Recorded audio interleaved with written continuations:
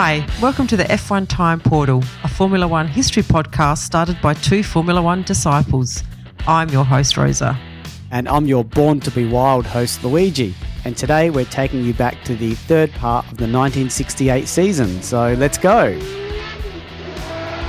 Born to be Wild. Now that is, to me, one of the most F1 accurate songs. Oh, okay. Because in the 80s, when I was watching Formula One on TV, especially when the Adelaide Grand Prix was on in the 80s and the early 90s, they turned to this song all the time. Actually, when they were doing cool footage. Yes, I now remember. Yeah. Yes. Yeah. And it was always on. But it was a cool song, wasn't it? It's got that heavy guitar, and it shows the cars spinning and kicking out their back ends, and so it's a very Formula One song to me. Even though I didn't realize it was released in '68. I thought the song was from the '80s. No. Do you know? and is it the one by Steppenwolf? Yeah, well, very good. It's actually, I've just looked it up, and it was actually the soundtrack to the movie Easy Rider. Ah, yes. That was in the 60s too. Yes, it was. Yes. Oh, so it's a very cool song with lots of links to driving motorsport. and riding. Yeah, that was a motorcycle Wheels. one, wasn't it? Yeah, it was. Yeah. Yeah, there you go. And Disciples, I should give you a tip of the hat. I'm not a big fan of the insinuation of that. I know. I was going to cause controversy there. But, if we're going to worship anything, we're worshipping F1. I think you'd like that. I think you'd like the fact. In fact, what we're doing right now is like going through the Bible verse by verse. That's right. We are. Yeah. And we're talking about what we think of the verses, what it means to us. Yes, exactly. So I thought that was apt. Yes. Yeah, that's a good one. Okay. Well, shall we get on to it? Yes.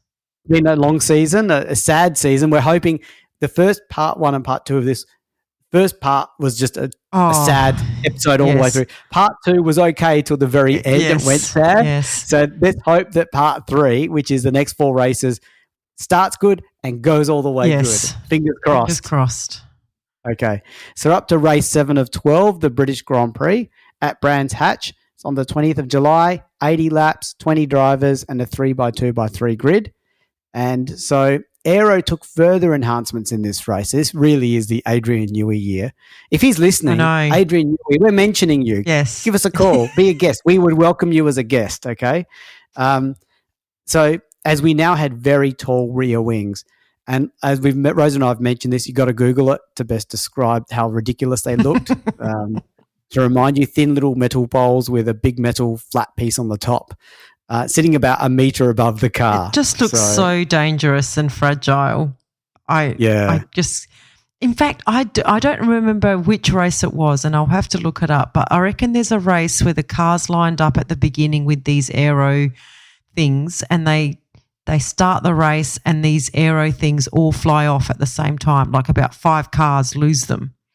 Oh, really? Yeah. Oh, wow. That's worth posting if you can find it. Yeah, if you can find that, it's so dangerous. But anyway. Yeah, wow. Yeah, so Hill in the Lotus was eager to put some points on the table, considering he was not only leading the championship, but he had not scored any points in the last 3 races. So I obviously called that out last episode. And it's just unusual, you don't have someone still leading the championship despite that. So on the Thursday practice session, Hill was one of only a few drivers to do a lap under 1 minute 30, and he was most definitely on form. And he was followed by Eamon in the Ferrari, who has been very much on form and up there, but not getting the results, and not his fault, and Oliver in the Lotus. So we had some unique drama this day of the race weekend with Atwood's BRM. His car was accidentally driven into a gate post by his mechanic. Yeah. So repairs had to be undertaken immediately to enable him to be able to drive the car in the Friday practice session. But can you imagine just driving his car into a gate post? It's a nice humorous way to start this episode. Yes. Well, if he was a Ferrari mechanic, he would have been fired straight away. Yeah. True. So I wish Mike did go into more detail on this, because was this the mechanic's first day? I really hope so. Yeah. And that mechanic would never be allowed to live it down. I mean, this is a British team. They're going to take the piss. Oh, 100%. Yeah, absolutely. Yeah. So where are we? Is this the French Grand Prix? The British Grand Prix. Oh, it's the British Grand Prix. Are they still got the champagne on the? Wasn't that Monaco that did that? I thought that was Monaco. Yeah. Or France, but not really British. No. They'll just give you a shepherd's pie and chips, fish and chips. I've just lost half our listenership.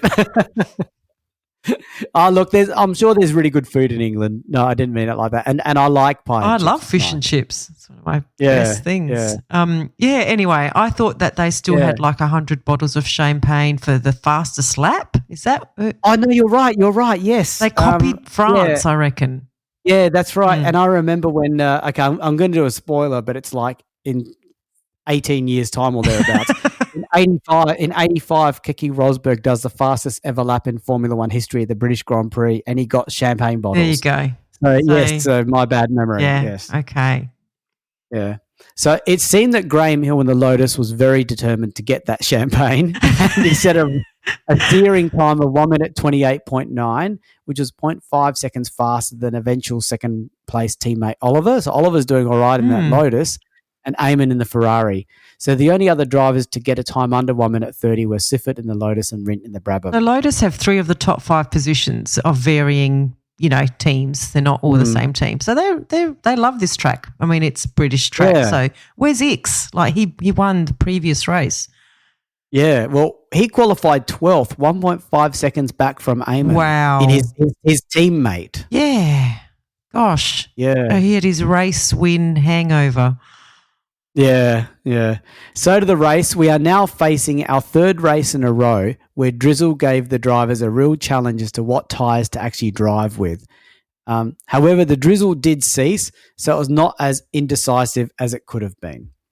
So when the grid formed, Elford's Cooper BRM had to be wheeled off the track to the side as it refused to start, and then Gurney's engine died, so he too was left behind.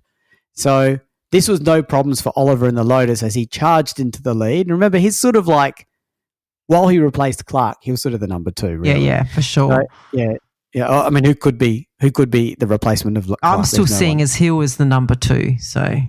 Yeah, that's right. They've got a number 2 and a number 3. That's right. So there's no problems for Ollie to charge into the lead. And he actually led for the first 3 laps. And he was leading Hill, Siffert, Eamon, Stewart and Surtees, who are all driving nose to tail. Remember, this British Grand Prix is sometimes boring or sometimes really good. Normally not in the middle. Let's see what this one lands. And these drivers had a distinct lead over Rodriguez, who was leading the rest and maybe holding them up using his wet weather tyres. So he took a bit of a risk. Yeah, okay. On lap 4, Hill decided that he should be in the lead. I wonder if they were going to call on team orders. It's not like Oliver was a championship contender and he was the number 3 driver. Yeah.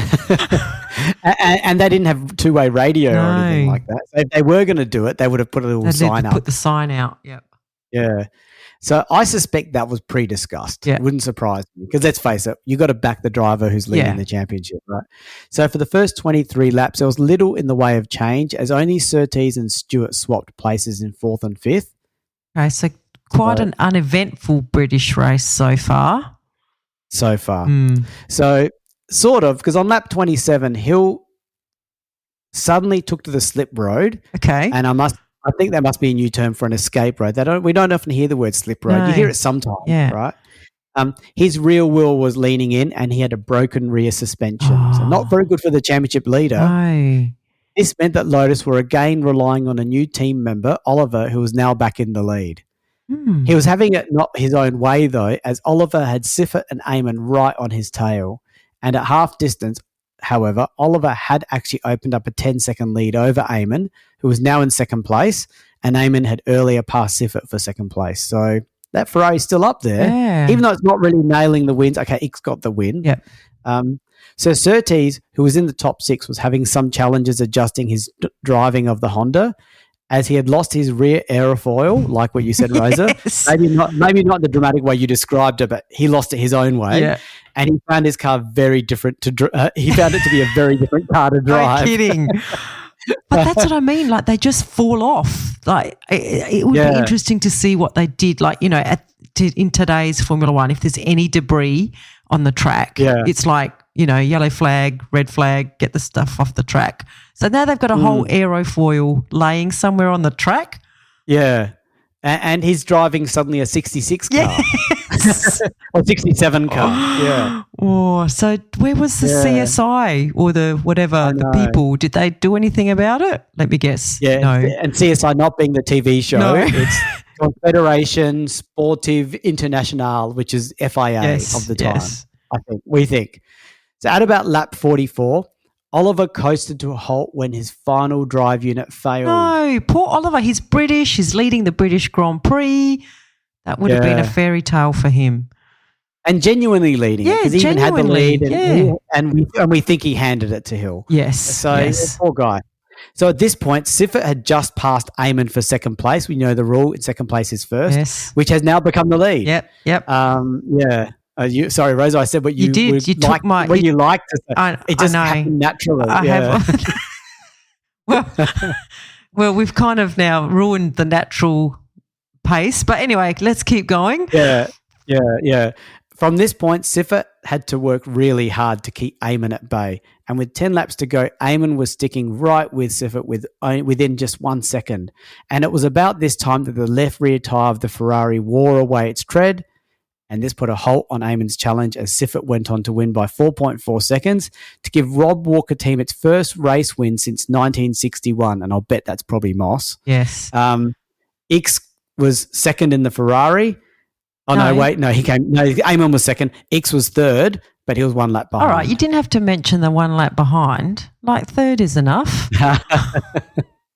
He's a race winner of the last race. What's going on? Ickx, I think Ickx's reputation is, bigger than him and his results. I hate to say right, it. Yeah. He's got a cool name. I'll give him that. Jackie Ickx is such a cool name. Yeah, can't compete with the name.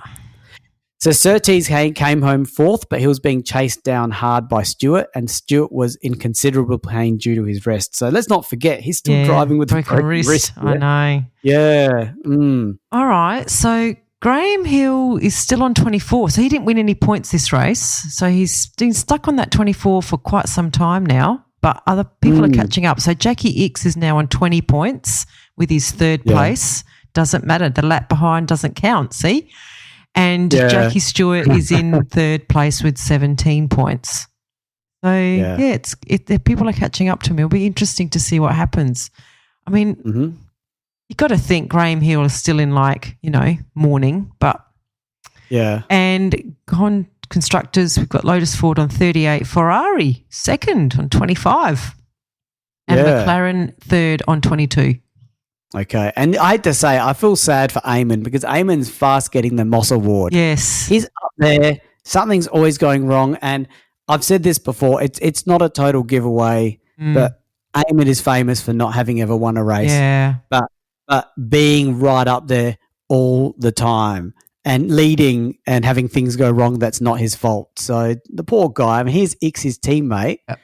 And you know what it's like. You've got to beat your teammate first to get first status and all that sort of stuff. And he's been trounced by Ickx because of unlunkiness. Yep. So, New Zealander as well. So, Yeah, that's sort of Australian. Yeah, we support that. We'll claim him. We claim him. Just like we claim Pavlova and Split End. The band Split Ends. That's our band too. Yeah. Okay, so we're up to race 8 of 12, the German Grand Prix, and it's at the infamous Nürburgring. The race was on the 4th of August, 14 laps. Remember, the laps are long, like nearly 10 minutes, and 20 drivers and a 3x2x3 grid formation. So right away on first practice, the weather was not only wet, but also very misty. And I will say I remember watching a bit of this on YouTube, and when they say misty and wet, I'm not kidding you. They showed you footage. You could barely see the cars. And I was thinking, these cars are doing these corners completely blind, side by side. And I'm like, they're using their ears. That's how they're having. I was watching this thinking, this race would never happen today. It's so dangerous. So just emphasizing that visual for you. So most drivers were relatively cautious, with many drivers opting to do the pit loop, which is a short lap versus the full 22.8 kilometer. Now, 22.8, I think it's about 15 miles or something or thereabout. So they were doing the little short laps just to acclimatize and all that sort of thing. So only 6 drivers set a time below 10 minutes, and these were, that's because of the weather, Ickx in the Ferrari, and then Eamon in the other Ferrari, and then further back Rindt.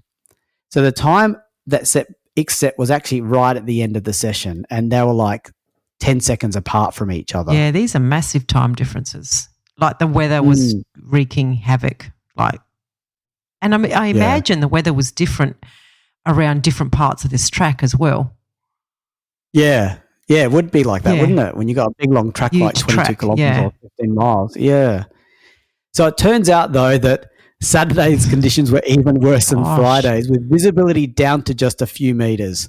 And I'm saying that's probably generous. Yep. So other than Stewart, who managed a time of 9 minutes 54.2 and slotted into 6th place, no one else was able to get anywhere near setting a reasonable time. So on Saturday, Oliver, the star of the British Grand Prix, had a minor incident and damaged the front of his car. And it was only a major effort by the mechanics that fixed the car in time to enable the Lotus driver to take his starting place on the grid. So some real challenges there. On race day, the bad weather was relentless, and the organisers actually changed the grid formation from a 4x3x4 to a 3x3x3, and there was even talk of not holding the race at all. Wow. Yeah. I don't understand how changing the grid formation was considered a way of minimising the risk. Maybe because there were less crowding into the first corner or something. No, that's weird, because they took they nearly took 2 cars, or did they actually do it? They did do it. They changed the grid. So they did do it. They changed the grid. They took 2 cars off the front row, which I guess is that what that means? Oh, no, they took 1 car. No, they've gone. If you take the 2 rows, it's gone from 7 cars to 6 cars. I guess it's their way of pushing it back a little bit. Yeah, okay. Well, at least they did something if they didn't stop it. I mean, it's interesting that they'll do these things at the beginning of a race, but during a race, they don't stop it or do anything. It's like it's unstoppable once it starts. Yeah, unless force of nature. Yeah, okay. It's the road. All right. Okay. No, I shouldn't say force of nature, because force of nature could be really heavy torrential rain, but they won't stop it with that either. The road physically has to break. The road has to break. Yeah. Yeah, yeah. And then they might stop it. Anyway, I think we have progress. So this is good. This is good progress. Correct. Yeah. So eventually the 30th German Grand Prix started. So hang on. Is Ferrari 1-2 on this grid? Yeah, actually, because they did those lap times on Friday. So, I mean, to put in perspective, Ickx's fastest time was 9 minutes and 4 seconds. And Eamon's was like 9 minutes and 14 seconds. And then third was Stewart, 9 minutes 54. Because that's how bad the weather got. So yes, you're right. I think Ickx became the youngest person ever to sit on pole. At this time, which is very impressive. Yeah, and it was only beaten 14 years later in 1982 with Andrea De Cesaris in the US Grand Prix. And he has his own reputation, doesn't he? And I defend him. He's you not do defend the bad him. reputation. Yes, yeah, because I think he's a great driver. Yes. He just got unlucky. And look, he pushed the limits, as you're meant to do. Oh, well, that's what the good ones do, don't they? Yeah, yeah. So thanks for the reminder, Rosa, that Ferraris were on the front row. Yep. However, when the race started, they hesitated slightly. Oh. And this allowed Hill to shoot through into the lead from the second row of the grid. Wow. In the words of Mike Lang, and he's not exaggerating, it was like a powerboat race. That's funny. Mike Lang, that's hilarious. I like it. Yeah. And he's probably only saying that because Hill was in the lead. I reckon if the Italians were in the lead, he'd have said it was a farcical race. Yes. So we have Hill in the lead from Eamon, Rindt, Stewart, Surtees and Gurney. What happened to Ickx? Ickx must... Yeah, I was about to say, I don't know where Ickx is. We'll see if he comes up later in the review. So and Gurney's wearing the full face helmet in this race also. Yeah. Good timing. Yeah, it is. For the weather, yeah. So Stewart's Matra was fitted with super special wet Dunlop tyres, and he drove with grim determination, and he moved into second place and then into the lead. So you should Google this. Google Jackie Stewart's 1968 German Grand Prix and check out his rear wing. It's not as high as the others, but it has like multiple thin metal struts holding it up. Yeah. That wing was working overtime in this race. And they were discovering the benefit of a multi-ring system. Formula One cars today would love to have that, I suspect. Yeah. If it was allowed. You know, it's so exciting. It's so good. And I know there's regulations for a reason, but the fact that the cars could try anything back here was like just so good, don't you think? Yeah. Yeah. And they probably had people with welding stuff and pieces of metal. Yeah, let's just what try idea this. do you have now? Yeah, let's try this. Yeah, that's pretty cool. So at the end of the first lap, Stewart had built up a 9-second lead over Hill. Then Eamon, Rindt, Gurney, Ickx, there he is, and the rest. So he didn't have a good start. I'm going to call it a nonsense start. Yes. Because he should have been mentioned at the beginning. But let's not forget these laps are long. Yes. So it cut him some slack. Yeah. And he's apparently the wet weather master. So with the second lap completed, Stewart had increased his lead to 34 seconds. Yeah, there's the wet weather master right there. Yeah, he really is. And the top cars were almost unchanged, and Eamon was right on Hill's tail. So by lap 4, Stewart was almost a minute ahead of Hill's Lotus. So surely he's recovered from his wrist injury, or is he still blasting everyone away with a suffering from a wrist? That would be amazing. Yeah, I mean, I'm just trying to think of where that is, because this race is on August 4. Yeah. The last race where they talked about his painful wrist was July 20. So I'd say, he's in pain. I'd say so too, yeah. Yeah, so that's a pretty big call out to sort of say that, I think. So, yeah. So where were we up to? It was completely dominating proceedings. Yeah, so for half distance, and we're talking about lap 7, which is about 1.5 minutes ahead of Hill, Rindt was slowly dropping back from the dueling pair. And towards the end of the race, Eamon spun into a ditch, which made his second place seemingly secured. So that was Eamon no longer challenging Stewart, yeah. No, the second place guy, who was Hill, I think. Oh, Hill, yes. Is it Hill? Yeah, it is Hill. I'm just looking at the results. Yeah, okay. So on the second to last lap, Hill spun and stalled his engine. Oh. He lost a whole minute, while he tried to restart his car, which he eventually did by push-started his car, but Rindt pulled in Hill, and when the last lap started, Rindt was only 1 second behind Hill. Wow. That's cutting it close. He'll like the minute to restart, fine, but his heart rate must have been beating out of his chest to try and push start his own car. And you could probably hear that Brabham coming closer and closer. He couldn't see it. It was wet and foggy, but he could hear it. Oh, but nothing beats the stress of hearing that car sound getting louder and louder and louder. And you're probably the equivalent of the engine going, and you're like banging the steering wheel.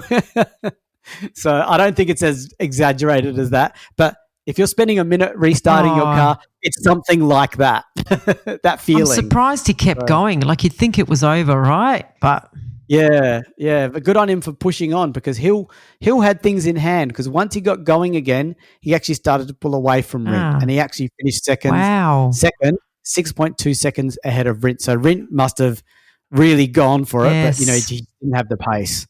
So Ickx finished a distant 4th, followed by Brabham and Rodriguez. And let's not forget that Stewart won this race, one of his greatest wins by over 4 minutes.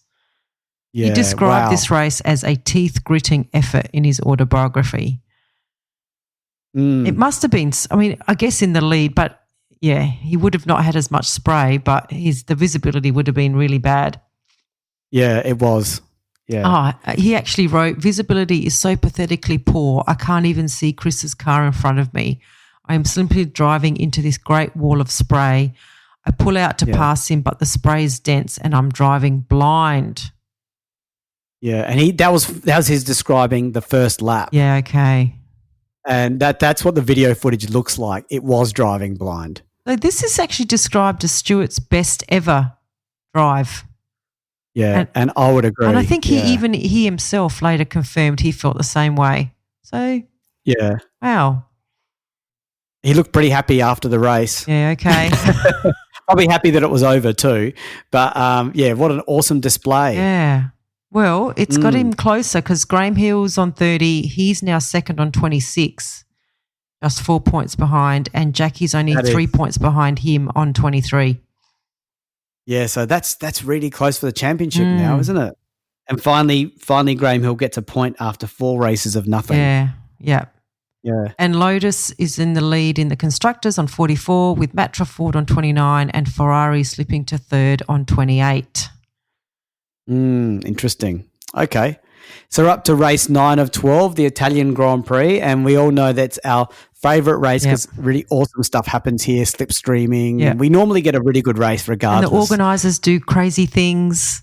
There's always something weird going on. They're trying to do some benefit to some random Italian driver that maybe shouldn't have been on the grid or something like that. Yeah. And in the words of David Sirocco, as I'm mentioning him again, we had the Italian Grand Prix in 2024, Monza, and Ferrari had been a little bit out of sorts for some time up to that race, and they managed to get the win. It was a little bit out of form. An amazing drive by Charles Leclerc on those tyres. Yeah.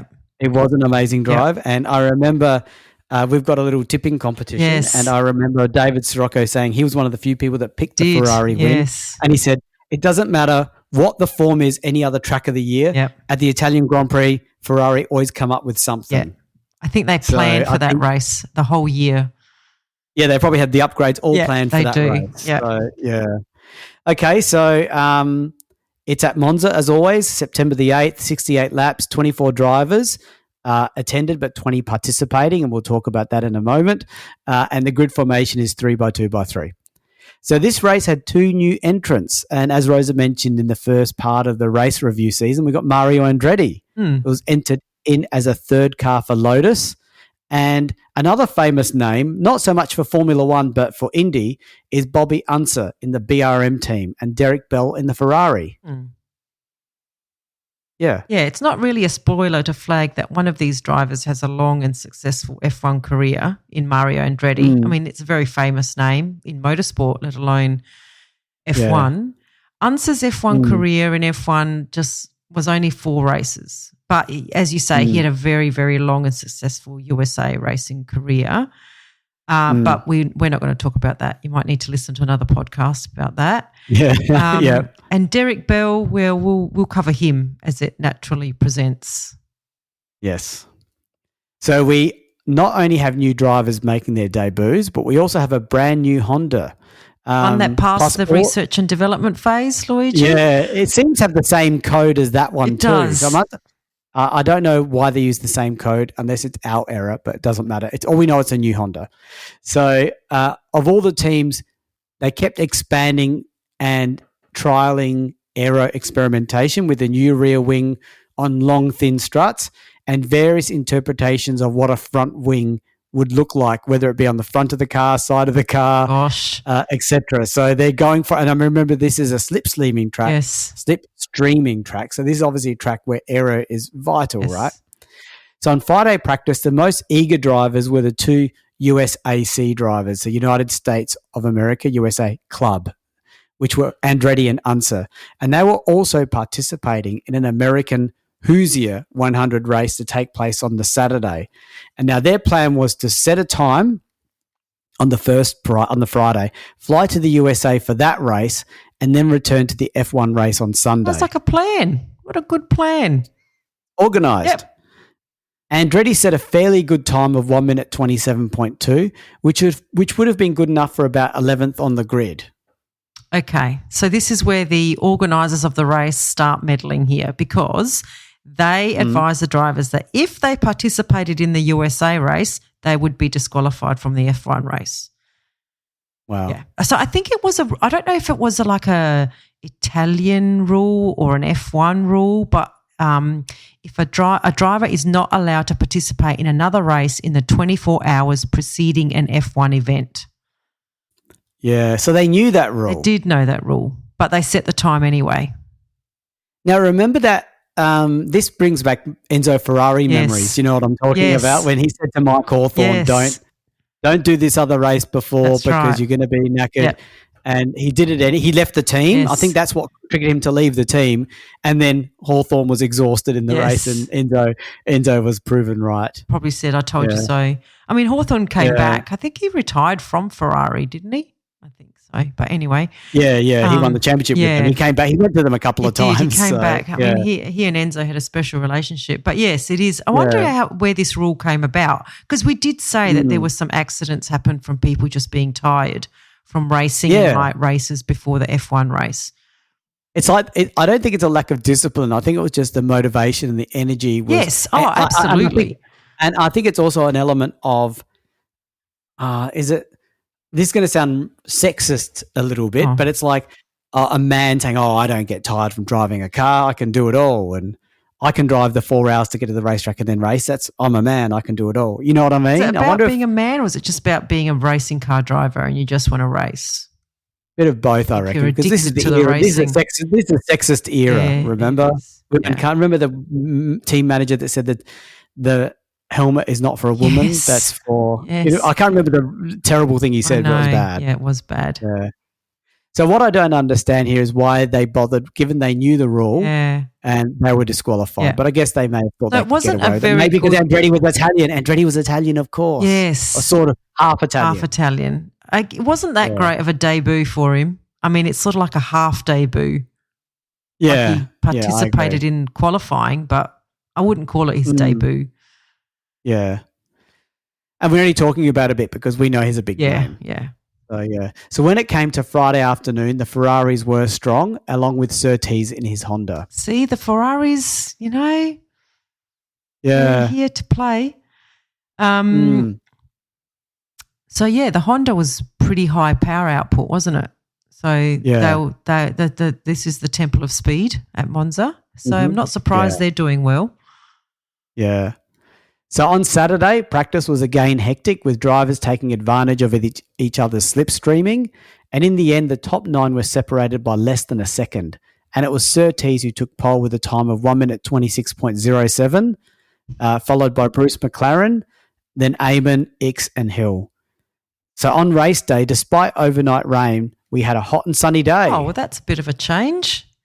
Yeah. So at the race start, Surtees led off the line from McLaren, and Eamon developed excessive wheel spin and fell back. By the end of the first lap, it was Bruce McLaren in the lead. So he used a bit of slipstreaming there. Hillwood moved up to second, then Surtees, Eamon, Stewart, Siffert, Holm, and the rest. And the reason why we mention these cars is because they're all going to just change spots.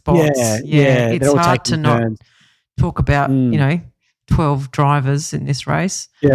Yeah. So these leading cars were driving in a very tight group, with the cars running 2 or 3 abreast down the straights as they attempted to slipstream or break slipstreams.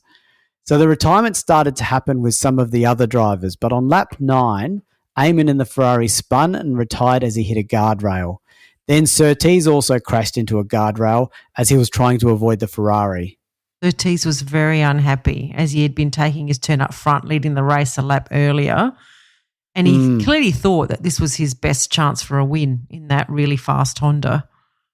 Yeah. But at least the drivers were unhurt. Yeah. Let's take that as a positive. Yes. So while there was some confusion in the leading group of cars, McLaren took advantage and created a small 2-second lead by lap 10. Stewart in the Matra was now second. He had qualified 6th, followed by Siffert in the Lotus in 3rd, Hill in 4th, and Holm in 5th.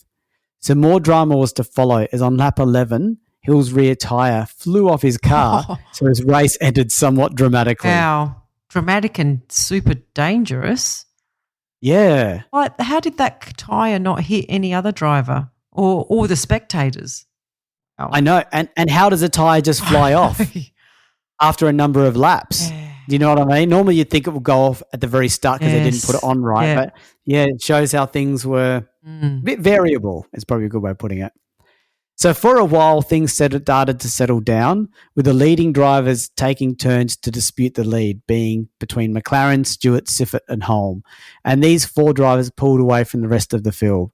So it's a bit like a Tour de France cycling race. They've got their little slipstream with each other. Yeah. They're broken away from the pack, So further back, there was also an exciting battle for fifth place between Servoz Gavin in the Matra, Ix in the Ferrari, and Rint in the Brabham. Yeah, Ix is far down. What's going on, Ix? Yeah, and where's Brabham? Yeah, as in Jack Brabham. Yeah. Yeah. So in both of these groups, no driver was really able to take command, although more often than not, Holm was leading in his wingless McLaren. Oh, Enzo's probably cheering that on. Yeah, wingless. So he's not taking advantage of the doubt. Maybe they don't need. Maybe this just the. Maybe they just had a really fast car. Yeah, I'm trying to come to terms with it. So at about half distance, Rint's engine blew, and Bruce McLaren, drove into the pits with engine issues, so he was soon to retire. So now the lead group, which was now 30 seconds ahead of the next group, was down to a trio of just Holm, who was primarily leading, tightly followed by Stewart and Siffert. By lap 39, the field was down to 10 drivers, and on lap 43, Stewart retired when his engine expired in a puff of smoke. It's sounding like a Monaco race. Yeah. Where's the excitement of Monza we used to? So once Stewart had retired, the leadership battle also ended, with Holm now 6 seconds ahead of Siffert in second place. So that's the end of the slipstream, so he's not going to be able to catch up easily, as long as Holm can hold that pace. The excitement was not focused on Ix, as he was now catching – the excitement was now focused on Ix, as he was now catching Siffert at over a second a lap. So by lap 59, I remember this is a 68-lap race, so we're near the end. The gap was 20 seconds, and it had gone down from 30, so it was getting exciting. The joy was high when Siffert retired. So there you go. Remember, this is Italy, and Ix is driving a Ferrari. Yes. Leaving Ix in second place, and we all know second place is sort of first. But his joy was short-lived. For a mere 2 laps later, the Ferrari also retired, needing more fuel. Oh, no. Luigi, this is what I was saying. This is 8 laps to go. The end. That is incompetence. That is a fairly serious error. Like, I understand getting it wrong by a lap or two, but 8 laps, or Ix was driving it too hard and burning fuel unnecessarily. Yeah. So that I'm suspecting the latter. Yeah. And I think a bit of both. They probably filled him with 4 laps less, and then he gunned it to make it 8. Yes. So the fuel top-up cost Ix 60 seconds, and this was enough to push him behind the race leader, i.e. he was lapped. He was always behind the race leader. Yes. However, Holmes started to ease up. Ix unlapped himself and now was in a ferocious battle for second against Servoz Gavin in the Matra. So Servoz Gavin qualified 13th and Holm qualified 7th, and he's leading. Yeah. That's pretty good. Interesting, isn't it? Yeah. Good racing by him. So the battle for second went down to the wire, with Servoz Gavin slipstreaming the Ferrari until he nosed ahead. Ooh. Yeah. Despite Ix being the first out of the last corner, it was Servoz Gavin who took second place by a will, which in terms of timing was just 0.1 seconds. So, wow. In all this excitement, it was perhaps forgotten that Hilm had just won the race by nearly a lap. Yeah, by nearly a lap. Wow. Yeah. So Holm was basically probably watching the duel in front of him. Yes. Yeah, he would have been watching them and probably having a good time. Yeah, probably saying, I'm going to sit back because if these guys touch, I want to have time to avoid evasive them. action. Yeah. All right. So Graham Hill is still on 30. Jackie Ix 27 now. Jackie Stewart 26 and Holm 24. Wow. Lotus Ford on 44. Matra Ford on 35. Ferrari on 32. McLaren on 31. Very close. This championship is wide open. Any of those first 4 can win this thing. And the same for the constructors. Yeah, this is amazing. This is an awesome season. Yes. If Clark was here, we haven't mentioned Clark. I was just going to say, am I allowed to mention Clark? Because I reckon if Clark was here, he'd have 40 points. It'd be wrapped up. It'd be wrapped up. Yeah. He wouldn't have gone missing for 4 races like Graham Hill has. Yeah, correct. Yeah, I agree. So we're up to the 10th race of the season out of 12. So 3 races to go. We're at the Canadian Grand Prix at St. Jovit or Hovit. I don't know. We Jovit, I think, French. Yeah. Jovit. 22nd of September, 90-lap race. And there are 22 drivers attempting to drive with 20 participating and a 3x2x3 grid. So this is a new track for Formula One Championship, and it's about 50 miles away from Montreal. Okay. This isn't the first Canadian Grand Prix, though, is it?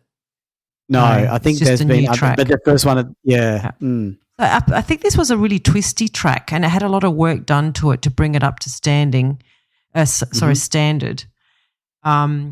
Including some spin-off areas. That's interesting. Removal of earth banks and the installation of Armco barriers.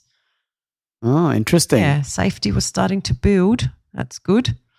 About time. It doesn't stop things from happening in the future, but no. I guess it could have been worse. Yes, exactly. Yeah. So on the first Friday practice session, we had our very first drama. Ickx in the Ferrari had his throttle stick open, which caused his car to fly off the track and to rest against a wire mesh fence.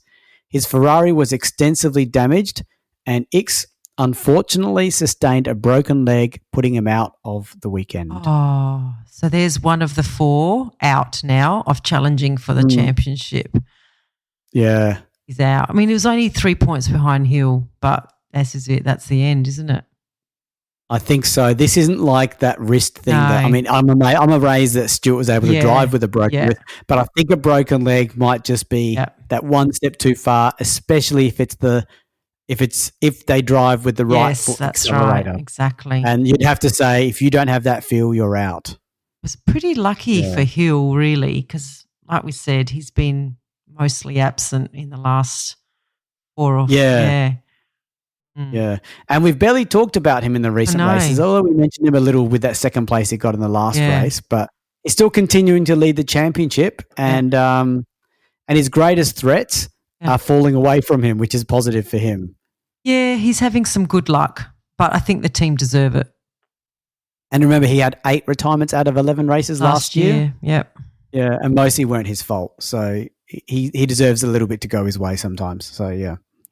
So when practice resumed, Eamon in the Ferrari set the fastest time of 1 minute 34.7, followed by Hill just 0.1 second further back. Wow.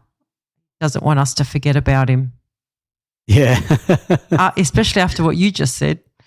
Yeah, he sort of went vacant for a while. Yeah, absent.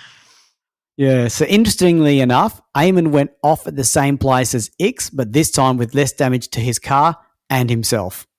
Phew. Poor Ickx, though. He's probably sitting in his hospital with his broken leg, watching Eamon set these times and thinking, I could have had this championship. I could have been there. Yeah. And him and Eamon were very evenly matched. Yes. So whatever Eamon could do, Ickx could do too, pretty much. So yeah, would have been tough to be in the bedside room with him. So on Saturday practice, Siffert in the Rob Walker Lotus Ford made a strong effort for pole with 1 minute 34.5, but he was actually passed by Rindt and then Eamon, who equaled that time. So where is our Gold Leaf Lotus champion leader? Well, so Siffert, he's in the Rob Walker Lotus, right? Yeah. Oh, yeah, so Hill qualified 5th. Ah, okay. Yeah. So he made just the second row and it was only 0.3 behind Siffert. So he's starting to get forgotten a little bit again. And can I also take a minute to talk about the fact that the Brabham team has really fallen off a cliff this year? Like, without reliability, they've not been able to be competitive at all. So up to this point, Rindt has retired 7 times from 9 starts, 1 from pole and has 2 third-place finishes. And Jack also has 7 retirements with a did not start and a 5th place. That is a total disappear trick, isn't it? Very disappointing considering how up there they were just last year.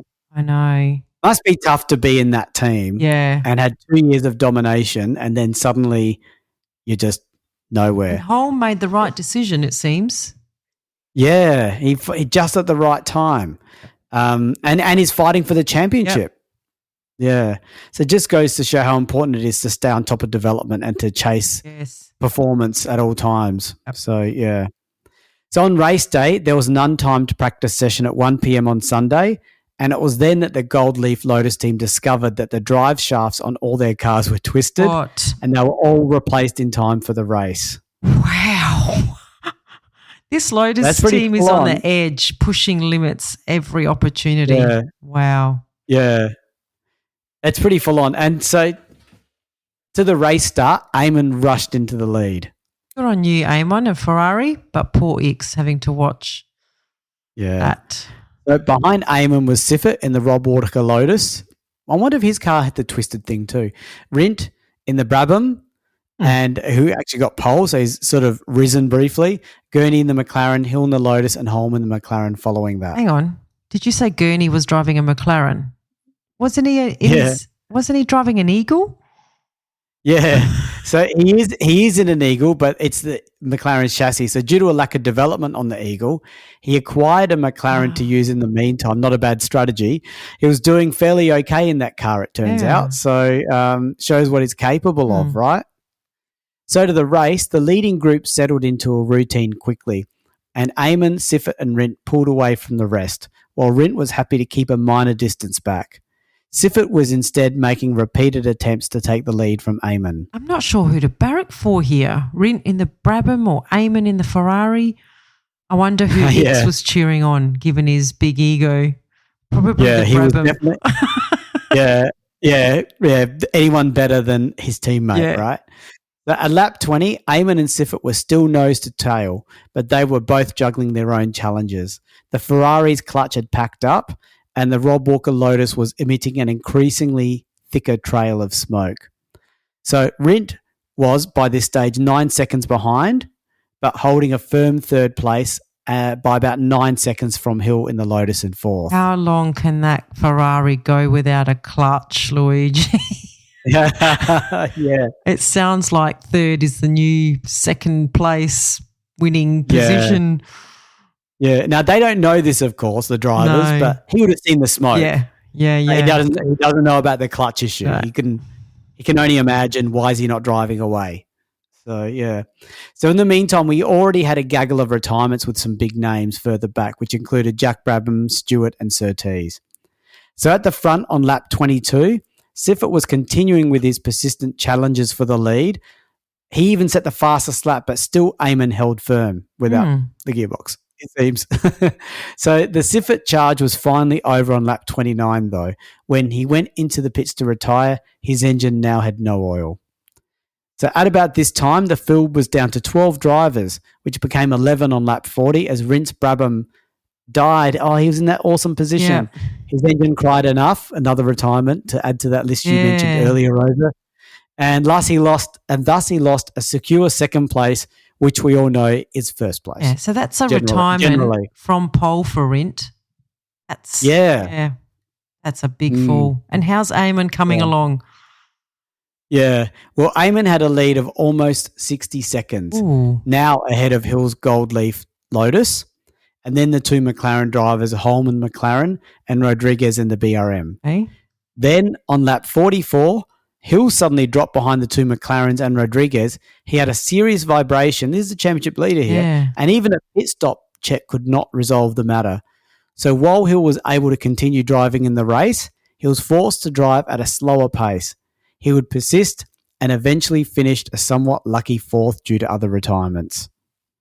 So, on lap 72, the very unlucky Eamon had to pull into the pits.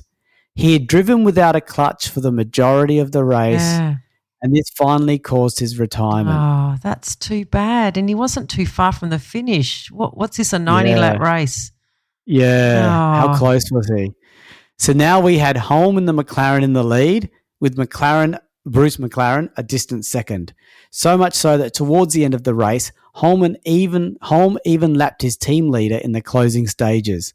There were only 7 cars running at the end, so McLaren team enjoyed a 1-2, and they had qualified 6th and 8th on the grid, so it's a pretty awesome result, followed by Rodriguez in the BRM 3rd and Hill in the Lotus team 4th. So that's the defending champion winning 2 races in a row.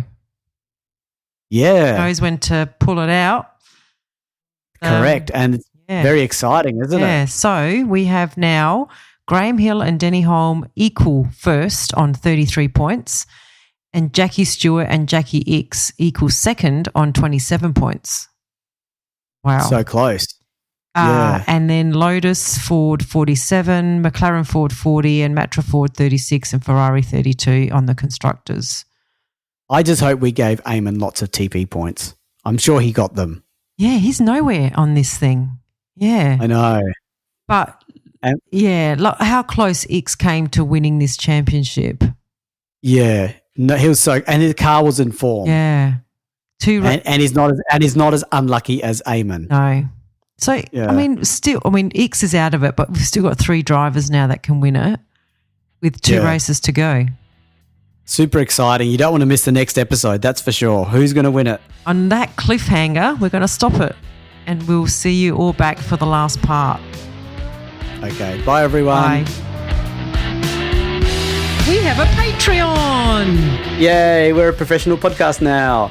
So it means a lot to us if you are able to support the F1 Time Portal podcast. For a small monthly fee, you not only get ad-free podcast content, you will also receive special episodes that are exclusively uploaded for our Patreon financial supporters. We promise at least 2 additional exclusive episodes each month aligned to the decade we are up to in the show. And you will also be able to make suggestions about any special episodes you may want us to research and present. We can't promise that we can do all of them, but we will consider them. So, if that sounds like an entertainment bargain to you, go and sign up at patreon.com/F1 Time Portal today. If you're enjoying our podcast, please tell your friends and non-F1 friends alike. Yeah, and don't forget to rate us 5 stars or whatever highest is available on the podcast platform that you use. We have a range of social media handles for you to connect with fellow listeners, so look up F1 Time Portal on all the usual platforms. Or visit us at www.f1timeportal.com or email us at f1timeportal@gmail.com. We would like to give credit to our primary reference materials, a series of books called Grand Prix by Mike Lang. We also use many other written and digital references, which are in our show notes. Thank you for your support. Thank you.